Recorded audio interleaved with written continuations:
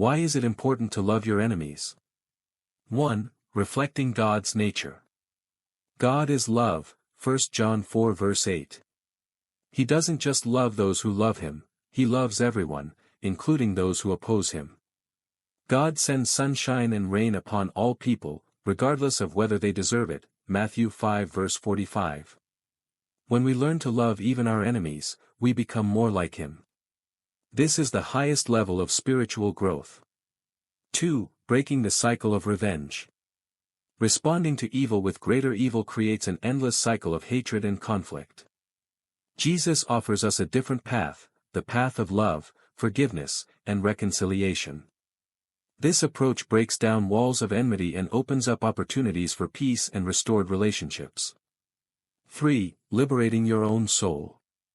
Hatred and resentment can take over our lives, making us prisoners of our emotions. When we learn to love our enemies, we free our hearts from bitterness, anger, and the desire for revenge. This brings inner peace and tranquility. 4. A testimony of our faith. The world may be amazed when they see Christians who are capable of loving even their enemies. Such love becomes a powerful testimony of the strength of Christ living within us. It can be a strong tool for evangelism. How to practically love your enemies. 1. Acknowledge your feelings. The first step is to honestly recognize your emotions. You might feel pain, resentment, or even a desire for vengeance. This is normal.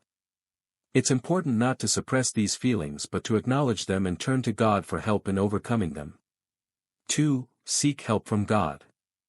None of us can love our enemies by our own strength. We need God's grace. Pray that God will give you the strength to soften your heart and make it capable of compassion. 3. Try to understand the other person. Sometimes it's hard to love enemies because we only see their actions and not the reasons behind them. Try to look at the situation from another perspective. Perhaps the person who hurt you is suffering from their own pain, fear, or misunderstanding. Compassion helps us relate to people with greater gentleness. 4. Choose forgiveness. Forgiveness is a key element of loving your enemies. It doesn't mean justifying their actions or forgetting what happened. Forgiveness is a decision not to let resentment control your life. It frees you from the weight of negative emotions. 5. Do good to your enemies. Jesus doesn't just talk about love, he also talks about doing good to those who hate us. This could be a small act, such as a smile, kind words, or helping in a difficult situation. By doing good, we show that our love is based on principles, not emotions. 6. Pray for them. Prayer has immense power. When you pray for your enemy, you demonstrate true humility and trust in God. You ask God to bless this person and change their heart. Prayer also helps change your own heart, making it more loving and compassionate. 7. Be consistent. Loving your enemies is not a one-time action but a consistent way of life.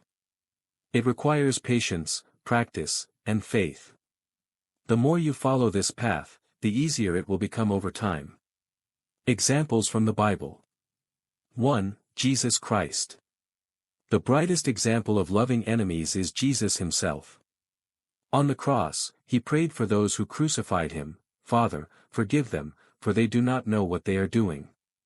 This demonstrates the highest degree of love and forgiveness. 2. Stephen, the first martyr. When Stephen was stoned to death, he prayed for his persecutors, "Lord, do not hold this sin against them." His example shows how one can maintain love even in moments of extreme pain and suffering. 3. Abraham and Lot. Abraham could have easily entered into conflict with Lot over disputed lands, but instead, he offered to divide the territory to avoid enmity. This is an example of wisdom and willingness to sacrifice for peace. Common questions. 1. What if my enemy keeps causing harm? Loving your enemies doesn't mean allowing them to endlessly cause harm. Protecting yourself and others is a legitimate right. However, the response to evil should be wise, just, and aimed at reconciliation, not revenge. 2. Can I truly love everyone? Fully loving everyone is an ideal we strive toward. We may not fully achieve it in this life, but through faith and God's help, we can get closer to it. 3. What if I simply can't forgive? If forgiveness seems impossible, start small. Turn to God in prayer and ask Him to help you change your heart. The process may take time, but the most important thing is having the desire to move in the right direction.